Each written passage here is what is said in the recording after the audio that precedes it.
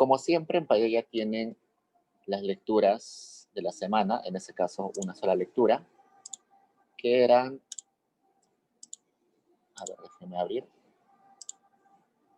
la de esa Rafa, capítulos 1 al 3 de su libro más conocido, en realidad es el libro que es de donde sale la mayoría de críticas que hace esa Rafa a los clásicos, a los marginalistas.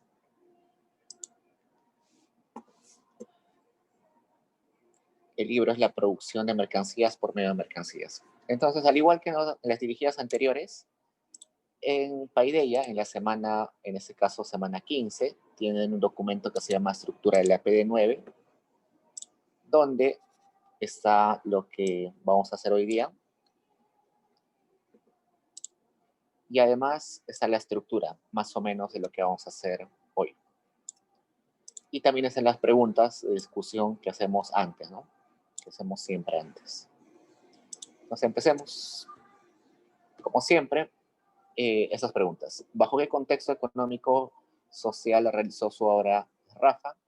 Desde su perspectiva, ¿cuál es la contribución de Rafa para nuestra disciplina? En la actualidad, ¿considera que hay alguna influencia de Rafa en las políticas económicas y sociales? ¿Y cómo se relaciona la lectura de Rafa con los autores anteriormente vistos? A ver, Adriana Guamán. Sí, hola, ¿cómo estás? ¿Qué tal? Yo quería responder la primera pregunta, más o menos para empezar, lo del contexto económico y social. Bueno, Rafa vive la mayor parte de su vida en el siglo XX, ¿no? Toda la época posguerra y, bueno, durante la guerra habla de los temas de la economía, ¿no? También como que durante esa época crecen los movimientos extremistas, ya sean de izquierda o de derecha, ¿no? El fascismo en Italia, del cual tiene que huir a Inglaterra porque él era amigo de Gramsci, y más o menos ahí eso también lo influye para publicar el artículo de la crisis bancaria en Italia, con el cual conoce a Keynes y digamos que de esa manera comienza a formar una relación. Y ya luego, en 1960, es que saca el libro de producción de mercancías por medio de mercancías y ya plantea su reformulación de la teoría, ¿no? Porque presenta una visión diferente de la teoría de valor, me imagino inspirado, no sé si inspirado, pero influido en los pensamientos no tan de derecha, sino más de izquierda que tenía. Creo que eso es importante destacar. Gracias, Adriana. Sí, mencionaste a dos autores o dos intelectuales, Gramsci y Keynes, van a tener bastante influencia en lo que luego va a ser Rafa, ¿no? Heidi. Sí, hola Diego. Yo quería responder la tercera pregunta con respecto a la contribución de Rafa para nuestra disciplina. Él hace una discusión acerca de la gran crisis bancaria que hubo en Italia y de la participación que tuvieron los fascistas en ella. También hace un análisis de los fundamentos de los rendimientos decrecientes constantes y crecientes, en la teoría de Marshall, y critica el análisis del equilibrio parcial de esa teoría. Además de ello, también hace una crítica a la teoría de los excesos de inversión monetaria de los ciclos económicos de Hayek. Y ya, eso es lo que encuentro. Exacto. Tiene bastantes contribuciones, esas básicamente. Muy bien, Grisette. También iba a mencionar casi lo mismo que dijo mi compañera anteriormente, pero una contribución también podría ser que es Rafa contribuyó con la escuela neorricardiana, perdón. Y bueno, eso es todo, creo, porque ya lo dijo antes. Sí, está bien. Benny. Sí, buenas tardes, Diego. quería decir que también en los dos examinó el capitalismo como forma general de organización de la sociedad y en la que está inmerso. También abstrajo las bases económicas de esta realidad, distinguiéndolas de los diferentes procesos políticos y de la política económica, para luego llegar a representar lo esencial de la economía a partir de conceptos cuyos contenidos sean determinables. También se propuso construir una imagen de la sociedad comercial mediante fundamentos empíricos y no sobre hipótesis que no eran verificables, o sobre procedimientos, sobre presupuestos derivados de teorías sobre la naturaleza humana. Y respecto a la teoría del valor, respecto a la teoría del valor, prácticamente hizo una crítica de la teoría económica, que es considerada una relación de continuidad con la tradición clásica, como dijo mi compañera, y de una relación con la ruptura tradicional neoclásica. Gracias, Beni. Victoria. Hola, Diego, ¿qué tal? Yo quería hablar sobre la contribución de Rafa. Por ejemplo, el modelo que presenta dice que tanto precios de producción como la distribución deberían determinarse a la par. Entonces, él ya va introduciendo, o sea, que los problemas de distribución ya deben tratarse por los modelos económicos, a diferencia de como hacían los neoclásicos como Warras, que separaban los modelos económicos de la distribución, por ejemplo, por considerarlos cuestiones éticas o cosas así. Sí, una de las contribuciones de Rafa es básicamente esta relación que había entre teoría del valor y teoría de la redistribución de la renta, ¿no?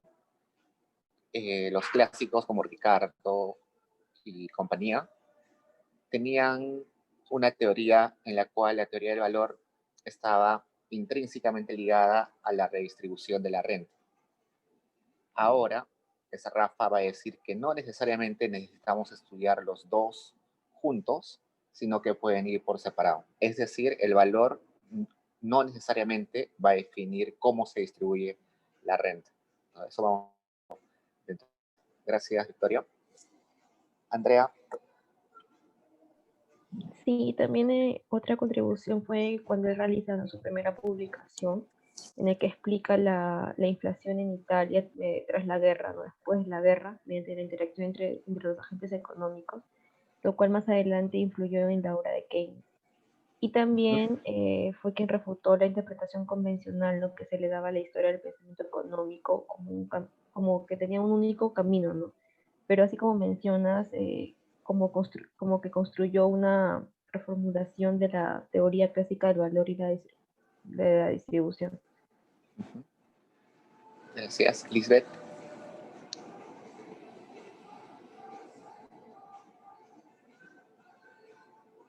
Lisbeth. Ya. Bueno, quería de los aportes de primero mencionar que redescubrió de los economistas clásicos la noción crucial del excedente, que durante décadas ha sido como olvidada o malinterpretado, y a partir de esa base se propuso matematizar la teoría clásica y así dar un mejor fundamento a la teoría económica. Además, con su obra como principal de la producción de mercancías por medio de mercancías, se mostró un modelo matemático que incluía producción y consumo, en el cual se podía determinar los precios relativos y una variable distributiva, que son los salarios y las ganancias. Además, decía que el valor de las mercancías no estaba dado por la utilidad que genera o por el equilibrio de oferta-demanda, sino por la relación existente entre sectores económicos y las clases sociales. Exacto. Y algo que mencionaste es que Rafa utiliza un poco de matemáticas, ¿no? Pero no la complejiza mucho. Eso es un detalle interesante en Rafa. Rafa, si bien es cierto, utiliza más que modelos, utiliza identidades, un sistema de ecuaciones para explicar su teoría, pero no lo complejiza del todo. él tenía amigos matemáticos que le decían que su modelo o que su propuesta teórica podía ser bastante bien modelada desde un aspecto lógico-matemático para que sea presentado quizás en mejores publicaciones o que sea más estricto académicamente, ¿no? Pero él siempre se resistía y decía que no, que él confiaba más en su intuición, en la descripción, en la parte de describir las causalidades que en el aspecto matemático. Entonces nunca complejizó sus modelos. Sin embargo, a pesar de que sus modelos o sus ecuaciones que vemos parecen bien sencillas, simplemente es un sistema de ecuaciones, hay algunos casos en los cuales parece que no hay solución, ¿no? Él luego va a hacer algunos supuestos para llegar a que sí tiene solución su sistema de ecuaciones. Al final del libro, recién nace como una propuesta de modelo un poquito más compleja, que uno de sus amigos, o varios matemáticos, mejor dicho, decían que no tenía solución. Y Rafa decía y Rafa se puso terco y dijo, no, yo presento mi modelo así, no me importa que ustedes digan que no tiene solución. Entonces resulta que con los años y con el avance de las matemáticas, resultó que su modelo sí tenía solución. En ese momento, con el avance de las matemáticas, no tenía solución. Pasaron algunos años y resulta que sí tenía solución. Entonces, le resultó a Rafa confiar más en su intuición que confiar en los postulados matemáticos, ¿no? Y bueno, y con eso ya, con el tiempo, ya se le dio como un reconocimiento a Rafa de que superó inclusive esa crítica matemática sin saber que con el tiempo se iba a facilitar el trabajo de solucionar esas ecuaciones. Rosa.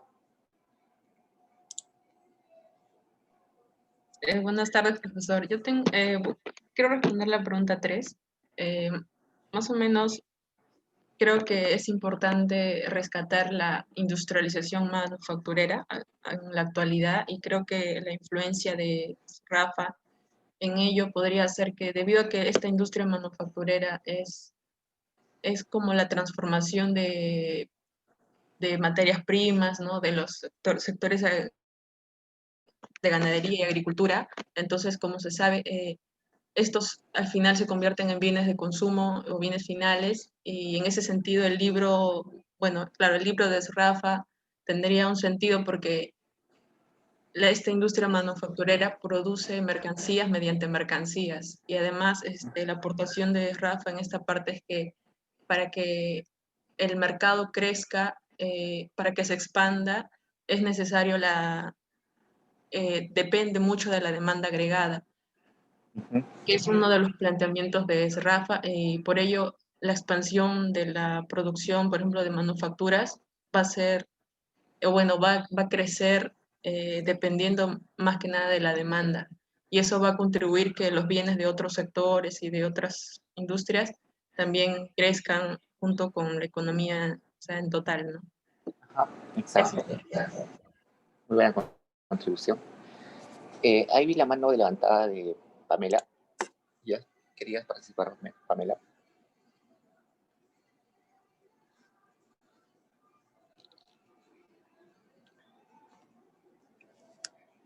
O Andrea también se ha levantado la mano. Yo quería comentar sobre la contribución de este libro, ¿no? Que vamos a ver de que en esta obra Rafa mostró un modelo matemático que incluía tanto producción como consumo y el cual ya permitía hallar los precios relativos, ¿no? Entonces, con esto, el valor de las mercancías ya no estaría dado por la utilidad que genera o por el equilibrio de demanda-oferta, sino que ya estaría dado por la relación existente entre tantos sectores económicos y las clases sociales. Y eso es lo que se ve a lo largo de la obra de Rafa. Muy buena contribución. Entonces, el libro de Rafa es bastante interesante porque dentro del libro, hace un montón de críticas a los marginalistas. Nos recordemos que antes de la guerra, o mejor dicho, antes de la crisis del 29, existía un consenso en la academia, que era el consenso de los clásicos, ¿no? Todo lo que decían los clásicos se enseñaba en las universidades, o, bueno, no había todavía una carrera de economía, pero sí había, economía se estudiaba en las facultades de filosofía, de políticas. Todo lo que se enseñaba en relación a tópicos de economía era básicamente clásicos, ¿no? Pero resulta que eso ya era como el común denominador, lo que estaba dado por hecho, y ahí es cuando llegan teóricos que vienen a criticar, ¿no? Uno de ellos fue Keynes, que criticó el supuesto del pleno empleo, y otro de los que viene a criticar es Rafa. Y Rafa es un crítico teórico bastante, pero bastante prodigioso, o mejor dicho, bueno, hace un montón de críticas. Entonces, habíamos hablado en clases anteriores donde algunos marginalistas clásicos tenían supuestos como, por ejemplo, la curva de indiferencia, los rendimientos marginales decrecientes, y todo eso, ¿no? Resulta que Rafa viene y dice, tus supuestos no funcionan. Y eso no llevó a que la teoría marginalista termine cayendo o desapareciendo, sino al contrario, llevó a la que teoría marginalista pueda darse cuenta de sus errores, de sus contradicciones, y con el tiempo ir resolviendo esas fallas. Y gracias a ello es que hasta hoy nos llegan eso, ¿no? La crítica permitió el reforzamiento de esas propuestas marginalistas. Otro aspecto de Rafa es que rescata varios postulados de los clásicos como Ricardo que habían sido olvidados. Inclusive Marx había sido relegado en la academia. Marx, al ser político, más que economista, tenía como un empuje político. Sus escritos estaban como un poco relegados. En Cambridge, en las mejores universidades en Estados Unidos, no se estudiaban o se dejaban de lado, se leía muy poco, y su teoría se daba como no válida, simplemente por ese desdén de que era muy revolucionario, ¿no? Entonces, mucho de esa teoría fue rescatada por el Rafa y fue incluida en su libro. Es más, este modelo que ustedes ven bien simple de la reproducción de la economía, en realidad es un modelo muy parecido al que tiene Marx sobre teoría del crecimiento. Cuando ustedes lleven teoría del crecimiento, el primer modelo que van a ver es el modelo de Marx, el modelo de crecimiento de Marx. Lo van a ver seguro en media hora, porque es un modelo bien simple.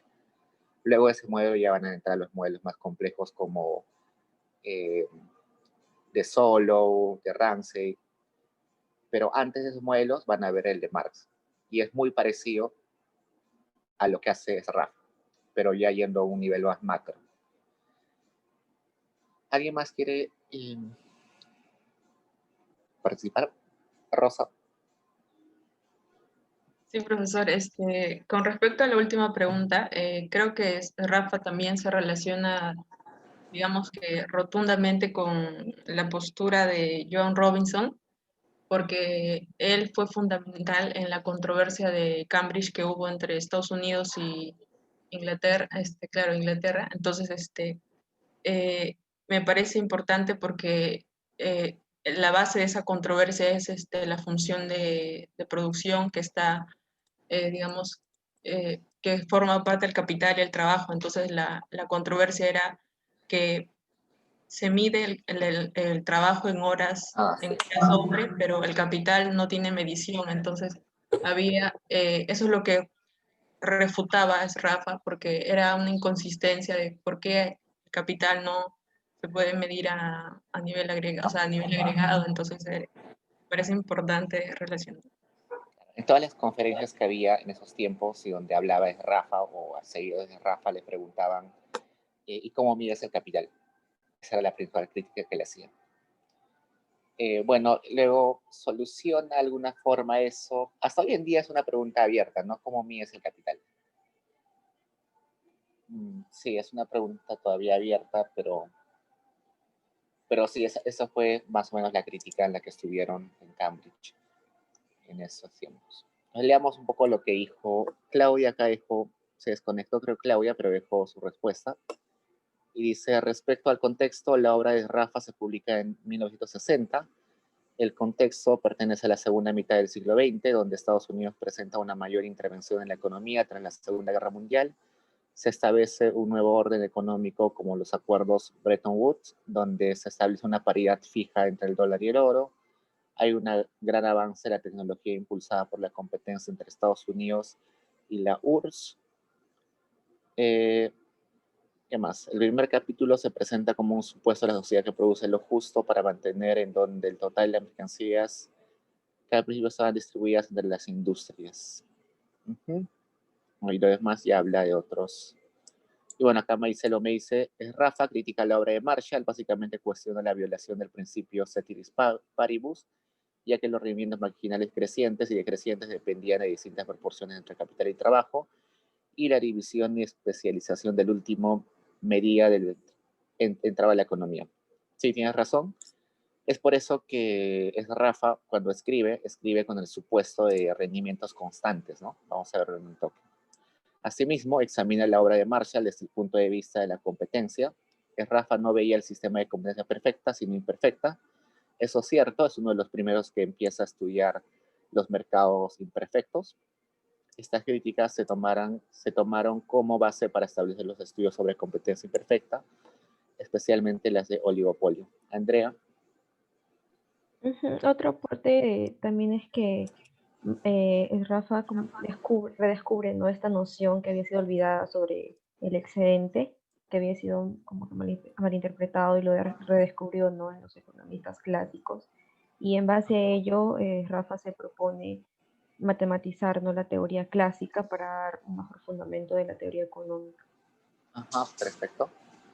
Si hay algo que quiero dejar en claro desde antes, y es esto de la teoría del valor y la teoría de la redistribución de la renta. Cuando hablamos de la teoría del valor, estamos hablando de la mercancía, cómo se forma el precio de la mercancía o cómo se forma el valor de la mercancía, ¿no? Si bien es cierto, valor se puede definir de distintas formas, dependiendo de los autores, pero vamos a entenderlo ahora como la formación de los precios. Entonces, la teoría del valor nos dice por qué una mercancía cuesta lo que cuesta. Habíamos visto en algunas clases que nos decían que la mercancía cuesta lo que cuesta porque contiene cierta cantidad de trabajo. Entonces, el trabajo define el valor, por tanto, define el precio. Otros nos habían dicho que el valor y el precio dependen de la escasez del bien. Un bien escaso cuesta más. Por otro lado, la teoría de la redistribución de la renta nos dice, una vez que se terminó todo el proceso de producción, de venta, todo, cómo se dividen los ingresos de esta actividad. Entonces, yo produzco trigo, 1000 toneladas, la vendo, no sé, a 100 soles la tonelada, tengo un montón de dinero en el banco. ¿Cómo distribuyo eso? ¿Cuánto es correspondiente a los trabajadores? ¿Cuánto le corresponde al capitalista? ¿Cuánto le corresponde al terrateniente? ¿Cuánto le corresponde a pagar las máquinas? Si tomé un crédito, ¿cuánto se va al banco como interés? A eso se refiere la teoría de la distribución de la renta.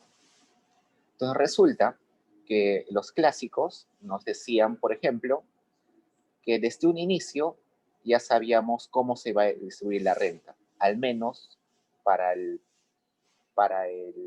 trabajador, ¿no?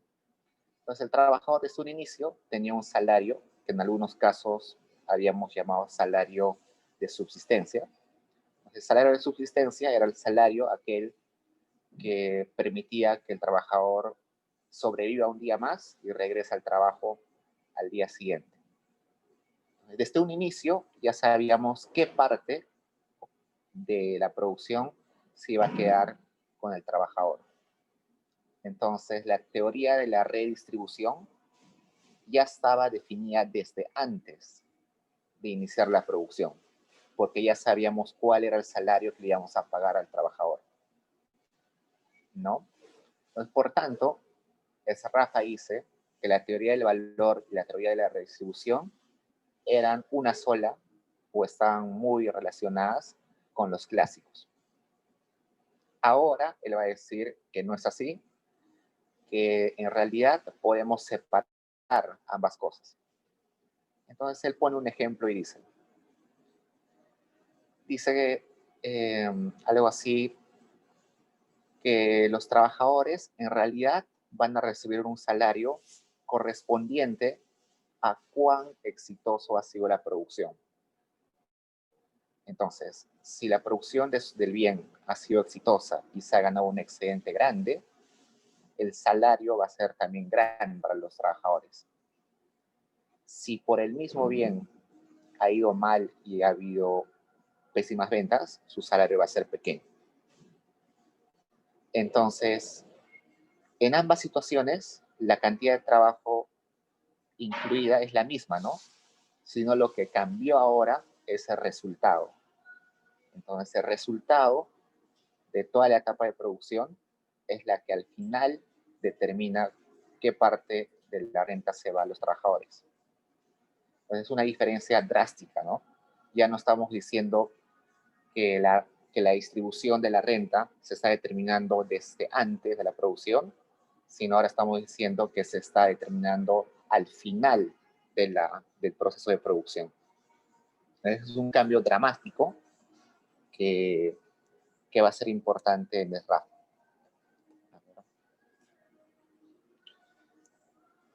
A ver, ¿qué más?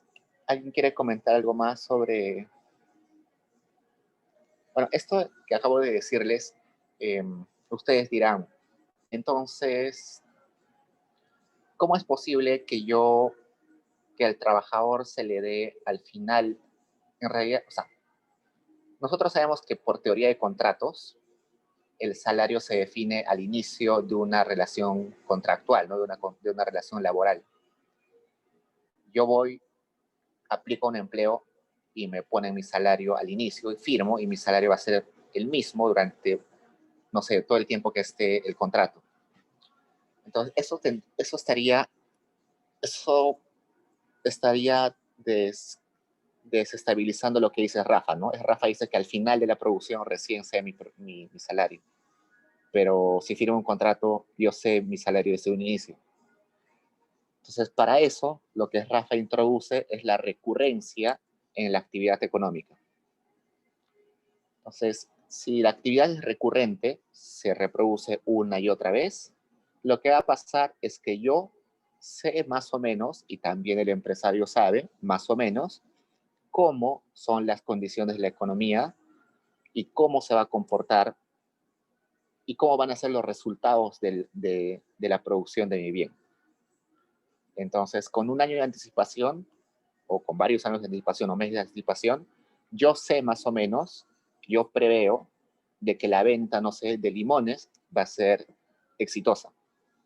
Entonces, por tanto, los trabajadores y los empresarios van a saber de qué resultado va a ser prometedor, y por tanto el salario ya va a estar como el salario que se le va a prometer a los trabajadores. No solamente va a ser el salario de subsistencia, sino va a haber un salario adicional que está relacionado a ese éxito en la producción, ¿no? La recurrencia hace posible que las personas puedan tener noción de cómo va a ir la producción. ¿Va a ser buena, va a ser mala? Y si va a ser mala, seguro los salarios van a ser bajos, y si va a ser buena, van a ser altos. Entonces, eso es algo interesante que se va a desarrollar durante el texto. Recurrencia va a ser una palabra que va a aparecer en el capítulo 3. Salario creo que va a aparecer en el capítulo 2. Entonces hay que tener en cuenta esas definiciones. ¿Alguien más que quiera comentar algo?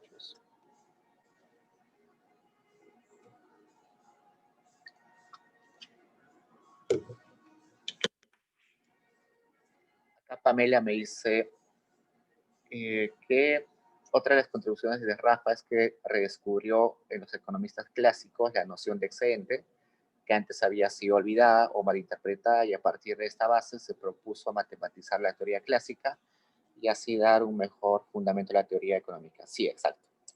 Entonces, habíamos olvidado a Ricardo, habíamos olvidado a Smith inclusive, habíamos olvidado a Marx también, y acá es Rafa, los hace resucitar. Entonces, ahora vayamos, bueno, a ver qué falta detallar acá. Ya vimos el contexto, ya vimos su contribución. Lamentablemente en Rafa no hay una influencia política, económica y social. Su influencia es básicamente teórica. Influyó en cambiar o en absolver algunas contradicciones en el modelo marginalista, pero no tiene una contribución clara o en política económica. Y la última pregunta, bueno, hemos visto que a los clásicos los rescata, a Marx los rescata y critica bastante a los marginalistas. Y es un compañero o un amigo muy cercano de Keynes, ¿no? Y con Keynes, creo que los dos, bueno, la amistad de los dos hizo posible la teoría de ambos. Si no se hubieran conocido, yo creo que ninguno de los dos hubiera terminado de hacer un buen trabajo. Compartían bastante, hablaban bastante, y entre esas conversaciones surgieron varias ideas que al final fueron teorías planteadas por cada uno de ellos. Ok, entonces vayamos ahora sí al texto en sí. Bueno, acá hay algunos datos de Rafa. Fue italiano, estudió Derecho en la Universidad de Turín, realizó estudios en la London School of Economics, donde conoció a Keynes. Seguro varios de ustedes quieren estudiar la maestría en la London School of Economics, sobre todo los que van a macroeconomía, es un buen lugar para hacer la maestría. Realizó críticas a la teoría marshalliana de la producción, como su compañero dijo, la ley de los rendimientos. Él va a proponer que sean rendimientos constantes. La mayoría antes de Rafa decía que deberían ser rendimientos decrecientes. Y la teoría monetarista de Hayek, que es la tasa de interés natural, a la cual no nos vamos a meter, al menos no en este texto, seguro en clase han visto algo de ello, y propone un análisis diferente a partir de una línea de investigación sobre la competencia imperfecta. Y lo que ya sabemos es que su principal obra fue Producción de mercancías por medio de mercancías. Pasemos al capítulo 1, que se titula Producción de subsistencia. ¿Alguien que me comente ese capítulo, por favor?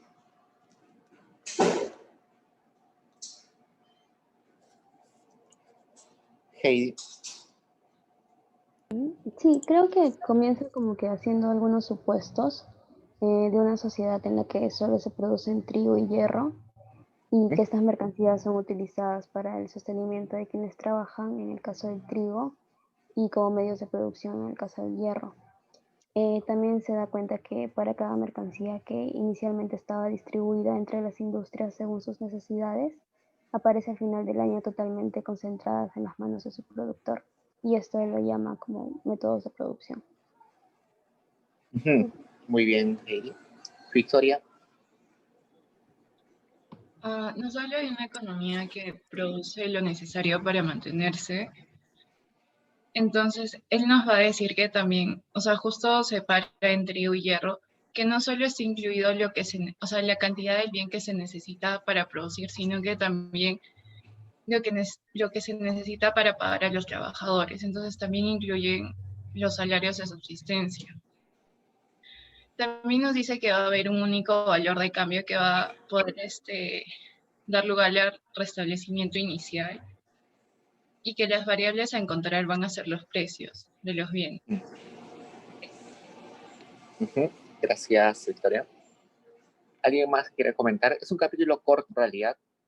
La ecuación es bien clara, pero creo que por ratos Rafa hace una descripción un poco desordenada. Andrea. Sí, básicamente lo mismo, de que en conclusión, ¿no?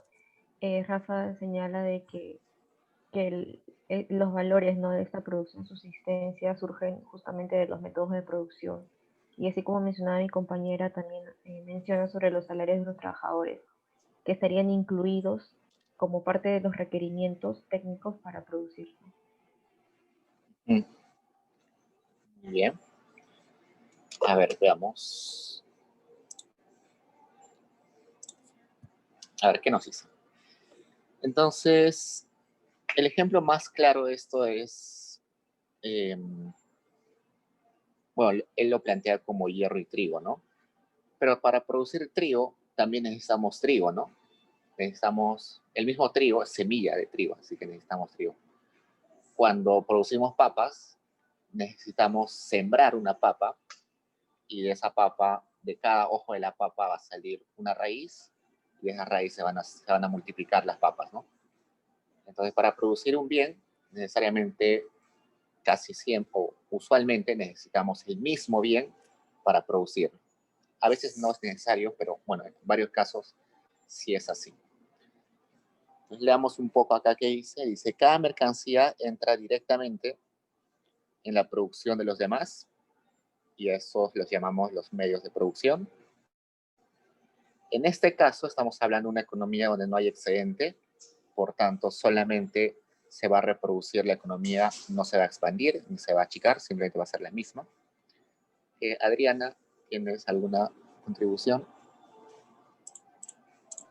Uy, creo que se me levantó de casualidad, pero bueno, creo que para aportar a lo que acabas de decir y lo que han dicho es que podemos ver que la determinación de los bienes es simultánea, ¿no? Todos dependen unos de otros, es como una cadena. Ajá, exacto. Nada más, cortito, chao. Ok. Pues acá también Pamela nos habla un poco de que en el capítulo 1 denomina método de producción y de consumo productivo a estas relaciones que se encuentran en una situación en la que cada mercancía que inicialmente está distribuida entre las industrias según su necesidad aparece al final del año. Básicamente lo que estábamos diciendo. Muy bien, Pamela. Okay, entonces, fijémonos en la ecuación que tenemos ahí, que creo que es de forma más visual, es más interesante verlo. Déjenme un momento, quiero conectar mi laptop.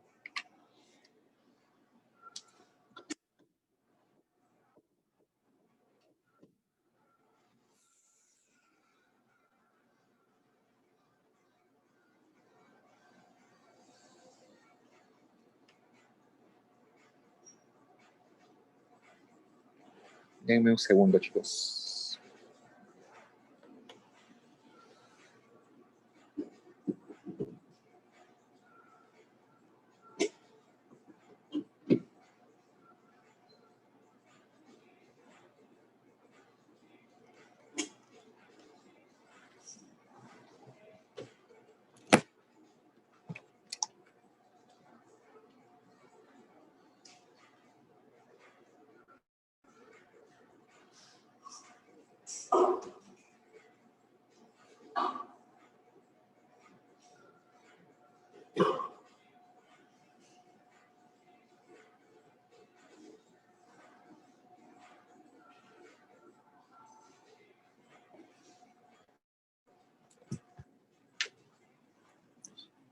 Ok, ahora sí.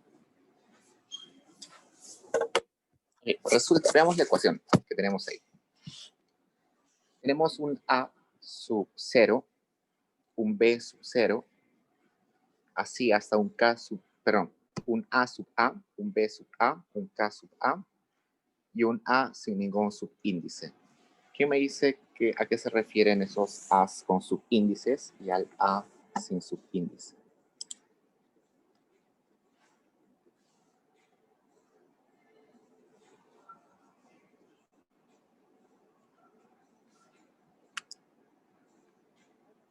Victoria.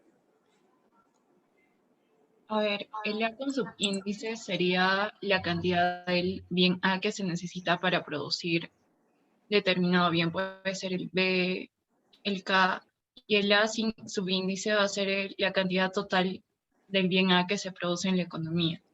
Exacto, muy bien. Entonces, A sub A es la cantidad que necesitamos, por ejemplo, de trigo, que se utiliza como semilla, ¿no? Se utiliza como semilla. Luego necesitamos un BA, que puede ser hierro, herramientas de hierro, y así un montón de insumos más, no sé, agua, todo lo demás que se necesite, y al final se va a producir una cantidad A. Y el valor de toda esa producción va a ser la multiplicación de A por P sub A, que es el precio de A. Y así para cada bien, ¿no? La siguiente fila es lo mismo para el bien B, que necesita también utilizar el bien A, el bien B, todos los demás bienes hasta el bien K. Y resulta que lo que está a la izquierda, la columna de As, multiplicado por el precio de A, tiene que ser igual, la suma de todo eso, al primer término que tenemos a la derecha, el A por P sub A. Es decir, todo lo que producimos en valor de A tiene que ser igual a toda la participación del A en la producción de todos los bienes. Eso hace posible la reproducción de la economía, que estamos consumiendo exactamente lo que estamos produciendo. Entonces, como dice en el texto ahí, en el segundo punto, la economía produce solo el mínimo como para cubrir las necesidades. Entonces, se iguala el consumo igual a la producción. Es una economía simple, no se expande, simplemente se repite en la misma magnitud. Entonces, igualito, para el bien B, el valor de producción de B, que sería B por el precio de B, va a ser igual a la sumatoria de la segunda columna, ¿no? De toda la participación de B en las diferentes mercancías por el precio de B.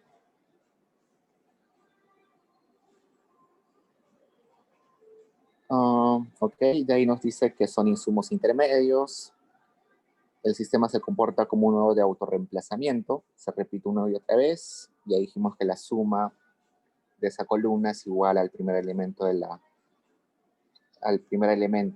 A, P sub A. Cuando les dije esta cuestión de que para producir trigo necesitas trigo, una parte de trigo, no necesariamente es en todos los bienes.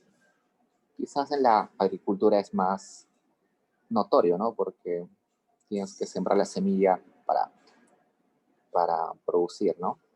Pero hay casos en los que no. No sé, para producir un sofá no necesito sembrar un sofá, ¿no? Puede ser que, por ejemplo, ese A sub 0 en la primera fila sea 0. O sea, no participa el bien, no participa en la producción del mismo o de bienes de ese mismo tipo. Entonces, para solucionar este sistema de ecuaciones, nos damos cuenta que hay K ecuaciones y K incógnitas. Las incógnitas en este caso son los precios. ¿Por qué las incógnitas son los precios? Si tenemos una tecnología dada en ese momento, resulta que lo que necesitamos de cada bien para producir una mercancía ya está determinado desde un inicio, ¿no? Entonces es como una receta. La receta, que es la tecnología, ya está dada desde un inicio, así que eso ya es exógeno. Entonces, lo único endógeno, lo único que tenemos que hallar son los precios. Los precios en este caso son las incógnitas, que serían K incógnitas, porque hay K bienes, pero esa Rafa lo que hace es le pone valor 1 a uno de los precios. Eso hace que los demás precios estén en valor relativo respecto a ese bien. Entonces, si le ponemos, por ejemplo, precio 1 al precio del trigo, el precio del hierro nos va a salir en función del precio del trigo. Por ejemplo, el precio del hierro es 3 veces el precio del trigo, o es la mitad del precio del trigo. Es una forma interesante, es un truco en economía hacer eso. Varias veces, en varios cursos van a utilizar eso, poner el precio 1 a uno de ellos para facilitar la solución del sistema de ecuaciones. Entonces, básicamente lo que hace Rafa con este primer capítulo es hacer un modelo simple que luego lo va a complejizar un poco más y eso vamos a verlo en el capítulo 2. Alguien que me explique qué nos dice en el capítulo 2, que se titula Producción con un excedente. Adriana. Hola. Bueno, Rafa presenta, digamos, una nueva situación de esta economía, digamos, la complejiza un poco más y presenta la producción con un excedente y comienza a explicar cómo este excedente se va a distribuir, ¿no? Ya sea hacia las ganancias de los capitalistas o hacia los salarios de los trabajadores y cómo, digamos, la distribución de este excedente, ya sea para capitalistas o trabajadores, va a afectar en el precio de los productos, ¿no? De la economía. Habla también de bienes de lujo y bienes de consumo básicos y básicamente dice que los bienes de lujo se dan por o sea, al haber un excedente y haber mayor capacidad, se puede producir bienes de lujo y estos bienes de lujo solo van a depender de los bienes que los produzcan, entonces si hay algún cambio, solo afectaría a los bienes de lujo y no a los bienes de consumo, ¿no? Exacto. Muy bien, entonces, regresando a este punto, a esta ecuación anterior, ya tenemos las incógnitas, hallamos el valor de los precios y estaríamos como en un equilibrio, una especie de equilibrio en la economía, ya tenemos los precios definidos. Pero ¿qué pasa si cambia el precio de A, por ejemplo? El precio de A, como A es insumo de los demás bienes, va a cambiar el precio de todos los demás bienes, ¿no? Entonces, si el precio de un insumo cambia, va a cambiar el precio de toda la economía en realidad. Pero hay casos en los cuales si el precio de un bien cambia, no van a cambiar el precio de los demás, de las demás mercancías. Ese es el ejemplo que dio su compañera, que es el caso de los bienes de lujo, ¿no? Cambia el precio de los bienes de lujo, pero como no participa en la producción de otros bienes, no afecta el equilibrio, entre comillas, el equilibrio. Iván, estabas levantando la mano, creo. Hola Diego, se me apareció de casualidad, pero para aprovechar algo que quería comentar, que se me ocurrió leyendo, ¿no? Esto de los bienes de lujo. No sé si es que en algún otro capítulo él hablará de comercio o algo así, pero a mí me vino la idea al toque de comercio internacional. Porque si es que estos bienes de lujo que no participan, me puse a pensar en el caso de Estados Unidos, China, o sea, y cómo el arancel esto afectaba intermedios que usaban en la producción de bienes producidos por productores estadounidenses. Entonces afectaba todo el sistema, pero si es que quizá tomara arancel a bienes, en palabras, no a bienes de lujo, lo que quiero decir es a bienes que no participan como insumos en la producción de otros bienes en el país, quizá no afectaría todo el sistema. Entonces, a mí sé que quizá no tiene mucho que ver con lo que menciona Rafa, pero a mí me ocurrió esto al pensar en bienes de lujo y en productos, por un lado, como él lo pone más adelante, en productos básicos versus no básicos, ¿no? Creo que es una aplicación que se puede hacer a partir de eso. Sí, en realidad lo que dice sí se aplica. En varios países, bueno, por ejemplo en Colombia, el IVA, que es el IGB que tenemos acá, no se aplica a bienes de primera necesidad. Entonces tú vas a un supermercado y compras un montón de cosas, comida, no sé, platos, ropa, lo que sea, y el IVA se aplica solamente a algunos de los bienes y se aplica una cantidad mayor a aquellos que no son de necesidad básica. Por ejemplo, los bienes más necesarios como no sé, papa, legumbres, todo eso, no está afecto al IVA. Bienes como, no sé, como licores, sí tienen como un IVA mucho más alto. Inclusive tienen un impuesto al consumo, un impuesto selectivo al consumo, que también que se le adiciona además del IVA. Entonces sí, y en otros países también sucede de esa forma, ¿no? los bienes de lujo están grabados con mayor cantidad de impuestos, primero porque tiene una elasticidad, son inelásticas usualmente, dependiendo del nivel de ingreso de las personas, son elásticas, así que si le aumentas, no sé, 10% IGB, la cantidad de venta de ese bien no va a cambiar mucho, al menos para la gente muy rica. Entonces no estás modificando en realidad la cantidad de equilibrio y bueno, estás recaudando, ¿no? Y no estás afectando los precios de otros bienes. Tienes razón en eso. Acá Pamela me dice, en el capítulo 2 menciona los bienes de lujo, dice que los bienes de lujo no son utilizados ni como instrumento de producción ni como artículos de subsistencia en la producción de las demás mercancías. También dice que esos productos no tienen papel alguno en la determinación del sistema. Entonces esos bienes de lujo no los vamos a tocar por el momento. Vamos a ver, ¿alguien más quiere comentar algo o pasamos a chequear ahora las ecuaciones? Iván o otra persona. Si hay otra persona, espero. No sé si es que hay otra. Ok. Bueno, si no hay, porque no veo una mano levantada. Solo quería mencionar de que también otra cosa que mencionar en este capítulo era una distinción entre valores o precios versus costos de producción, ¿no? Que él señala de que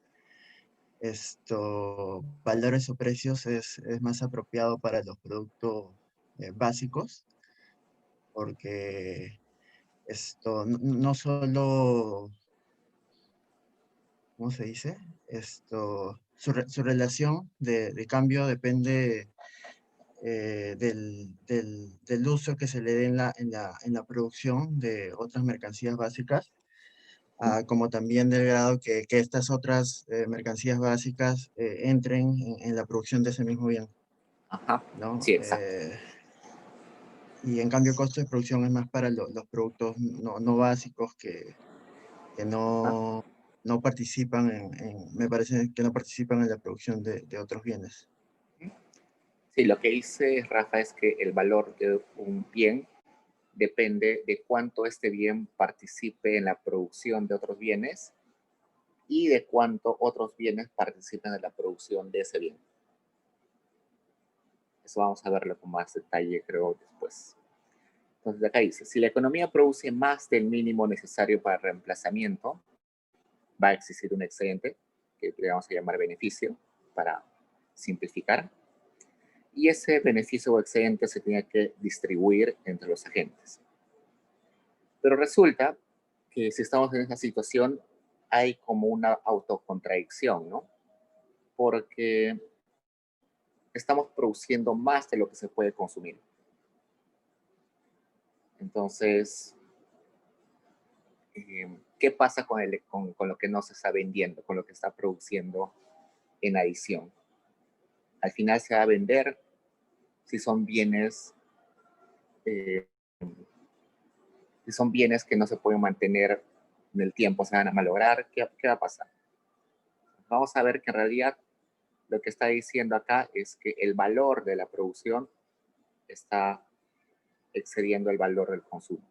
En este caso, la reasignación de este excedente estará distribuido en proporción a los medios de producción por industria y entre los bienes heterogéneos. Entonces, la forma en la cual se va a distribuir este excedente va a depender va a ir al dueño del bien o del insumo, dependiendo de cómo participe de la producción y de qué bien sea, ¿no? Vamos a ver que en el siguiente slide, bueno, en el siguiente ítem dice, esta reasignación no solo será posible una vez que se conozcan los precios y a su vez estos no podrán determinarse hasta conocer el tipo de beneficio. Entonces, esto tiene que ver un montón con lo que les hablaba del salario, cómo se va a distribuir entre el capitalista, el trabajador, el terrateniente, el que prestó el dinero. Todo eso va a depender recién una vez que los precios se conocen. ¿Y cuándo se conocen los precios? Cuando se ponen de acuerdo los que venden y los que compran, ¿no? Yo recién sé el precio cuando llevo lo que he producido, lo llevo al mercado, hay negocio con los compradores, en ese momento recién conozco el precio. Cuando estaba en plena producción, cuando estaba contratando a los trabajadores, yo no sabía el precio al cual iba a vender el bien. Recién voy a saber el precio cuando termine toda la transacción, todo el proceso. Entonces, por eso es que decimos que el salario, el beneficio del capitalista, el pago por la tierra, la tasa de interés que se le paga al quien da al que presta el capital, todo ello recién se va a determinar al final de todo. Entonces el beneficio será finalmente reasignado de forma uniforme entre todas las industrias. Este se introduce como un valor R. Entonces, este es un supuesto de largo plazo en realidad. Estamos diciendo que el beneficio se va a distribuir entre las industrias de forma uniforme por lo siguiente. Si una industria, por ejemplo la industria del bien A, genera más excedente, va a suceder que las demás industrias van a migrar, las personas que están en otra industria van a migrar a la industria más eficiente. De modo de que va a haber más competencia y van a reducir el beneficio. Por tanto, es de esperar que en el largo plazo, en equilibrio, todas las industrias generen el mismo rendimiento. Porque si no, migrarían entre ellas. Los capitalistas dirían, esta industria no me está trayendo tantos beneficios como la otra industria, mejor me voy a la otra industria. Entonces, es por eso que estáis acá definiendo que el beneficio va a ser igual para todas las industrias. Y ese beneficio se está poniendo en la ecuación como R. R es el porcentaje de beneficio, no sé, 10%, 15%, 30%. Entonces, incluyendo eso, ya podemos igualar la ecuación, ¿no? Consumo igual a producción. Con esa multiplicación que hemos puesto, 1 más la tasa de beneficios, ya tenemos la igualdad. Regresamos a la igualdad.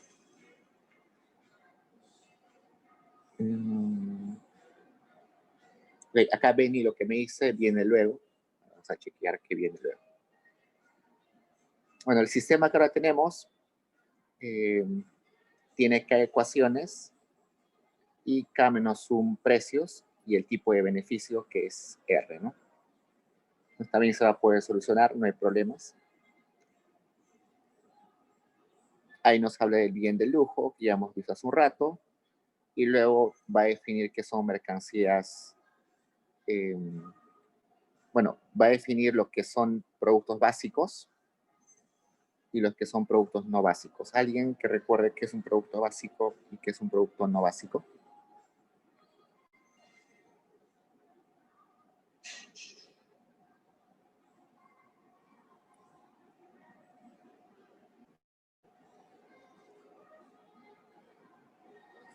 Lo dice el mismo texto, ¿no? Los productos básicos son aquellos que entran directamente en la producción de las mercancías y los no básicos son aquellos los que no necesariamente entran en la producción. Y nos dice que el sistema contendrá al menos un producto básico. Entonces, ustedes imaginen un producto que entra en la producción de todos los bienes. A mí se me ocurre, por ejemplo, electricidad, ¿no? Electricidad siempre entra en la producción de todos los bienes. No me imagino un bien que no se produce con electricidad. En la agricultura, inclusive, se necesita algo de electricidad, ¿no? No se piensa en alguno. El trabajo, si lo vemos como un producto, entra en toda la producción, ¿no? En la producción de todos los bienes. Ok, y acá entra lo que nos dijo su amigo Iván hace un rato, que dice que vamos a hablar de valores y precios. Y cuando hablemos de valores, vamos a hablar de que un bien es valorado según cuánto este bien participe en la producción de otros bienes con relación a cómo participan los demás bienes en la producción de ese bien. Entonces, ¿cuán necesario es en la producción de lo demás?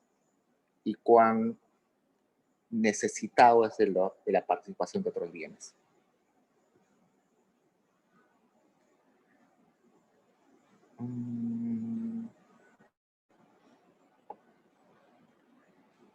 Ok, entonces acá viene lo de salarios.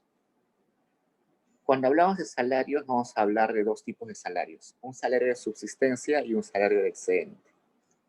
El salario de subsistencia es el salario que siempre se le va a pagar al trabajador independientemente de lo que suceda con los precios de las mercancías producidas. ¿Por qué? Porque es un salario de que el trabajador, es como lo mínimo que el trabajador aceptaría para participar en la producción. Y el salario de excedente va a ser ese salario que se determina después de los precios. Entonces, supongamos que una persona gana 5.000 soles al mes, su salario de subsistencia es 5.000, esos 5.000 es lo que era lo mínimo que necesitaba para entrar a la producción, y los demás 4.000 son los relacionados a cuán bien le ha ido a la producción de ese bien. Se ha vendido un montón ese año, entonces por tanto tiene un excedente en salario bastante grande. Si le va mal a esa industria el siguiente año, seguro va a tener 3.000 de ingresos, de los cuales 1.000 siguen siendo los correspondientes al salario de subsistencia, y lo restante es lo relacionado a cómo fue el equilibrio, a cómo se determinan los precios en esa situación.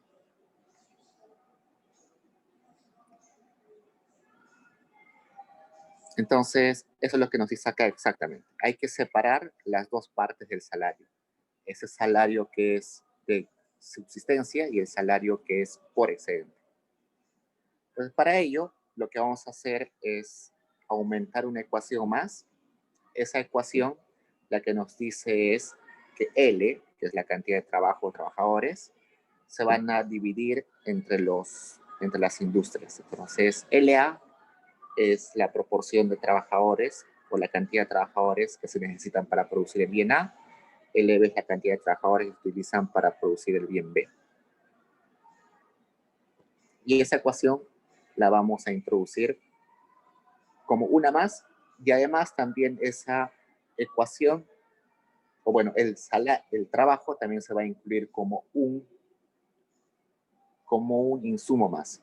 Entonces, además de los insumos que teníamos A, B, hasta acá, vamos a incluir ahí el insumo adicional que es trabajo, y cuyo precio es W, que es el salario.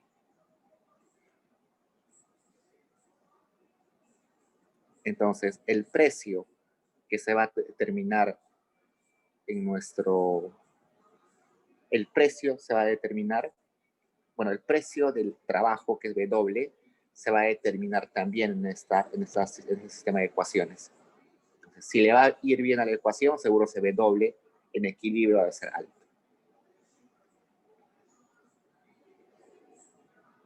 Con esto, resulta que vamos a tener una incógnita más, que es W, pero vamos a tener también una ecuación más, que es esta que teníamos acá abajo, la de trabajo y cómo se distribuye entre sectores.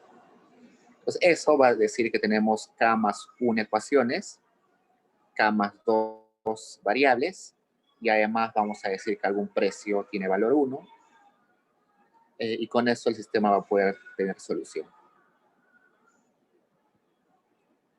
Okay, eso es el capítulo 2. Alguien que me comente el capítulo 3, que se titula Proporciones entre trabajo y medios de producción. Acá recién creo que entra esto, lo que Benny me dice por el chat. Alguien que me comente, por favor, sobre esto.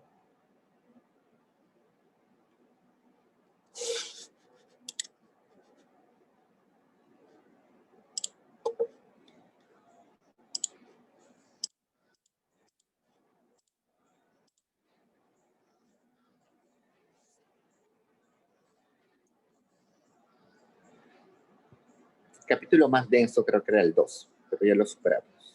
Así que el 3 ya es un poquito más sencillo. Pues acá Benny me dice, menciona que habría una proporción crítica entre el trabajo y los medios de producción que marca la frontera entre industrias con déficit y con excedentes. Es allí donde esta empresa va a emplear esa proporción para tener un equilibrio y el ahorro proporcionaría lo necesario para el pago de beneficios.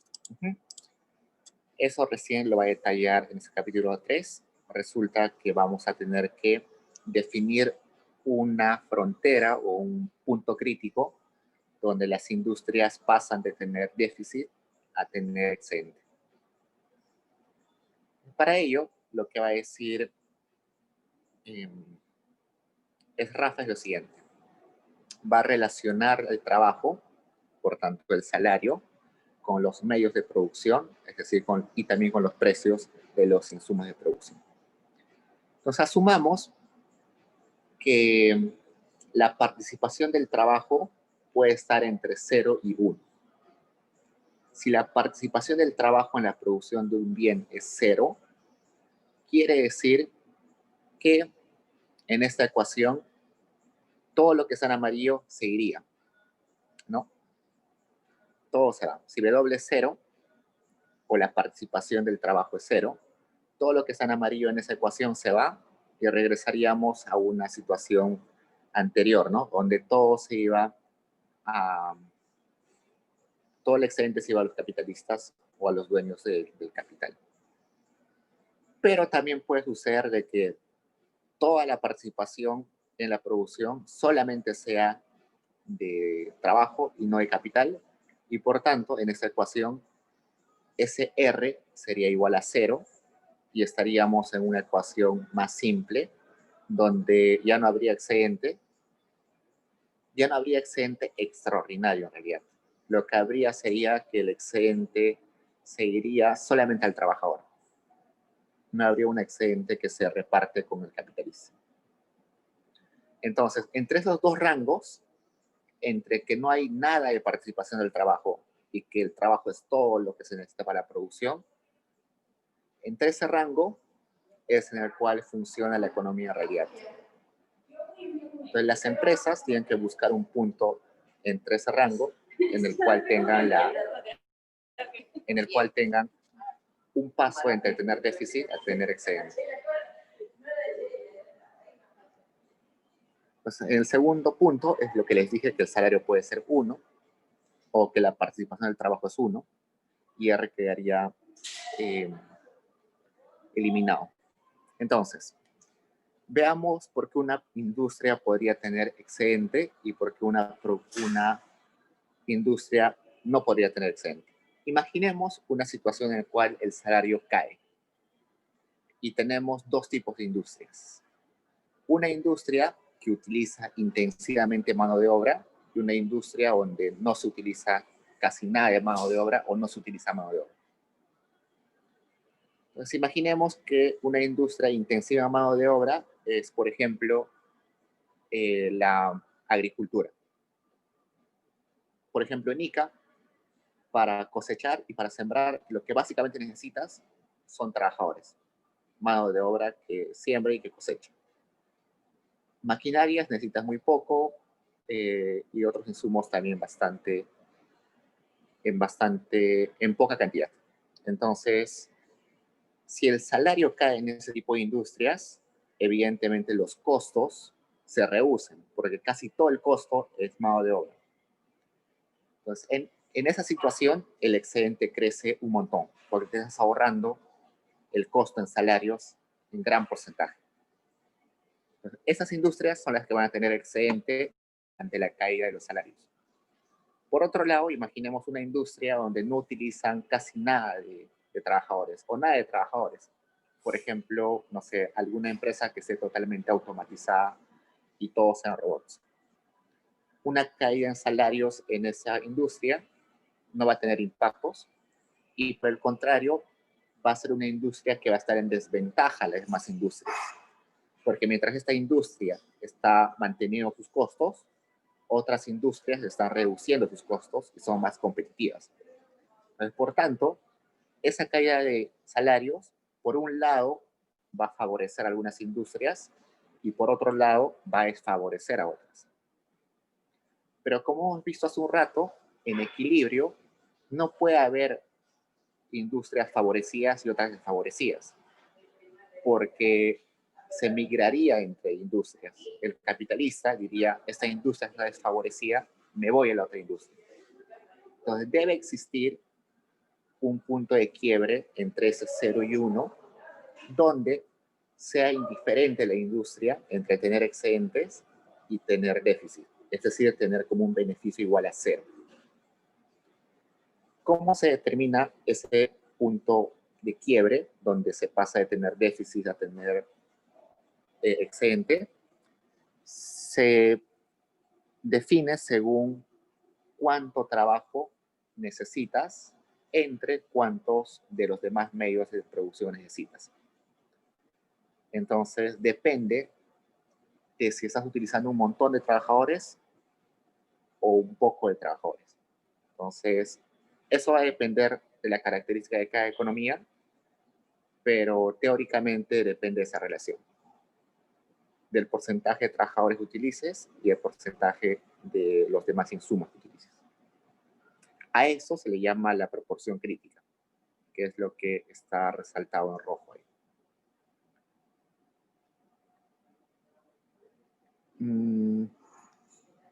Entonces, para llegar a un equilibrio, tenemos que estar en esa proporción crítica.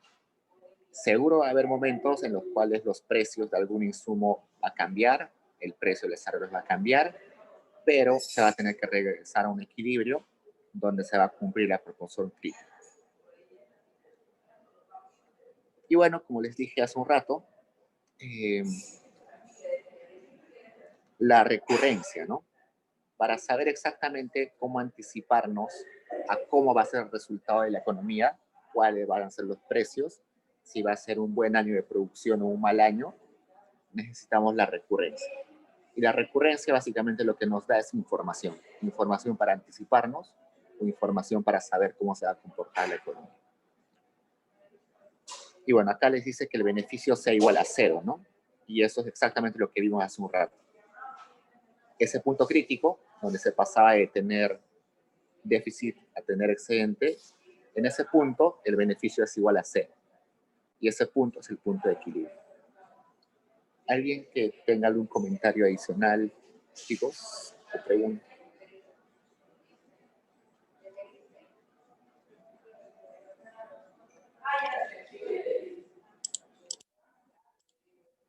Yo sé que Rafa es un texto, o bueno, es un economista un poco difícil de leer porque se complica mucho al explicar. Y es muy abstracto en realidad todo lo que dice y no da ejemplos muy bien descritos. ¿Algún comentario, chicos? ¿Preguntas?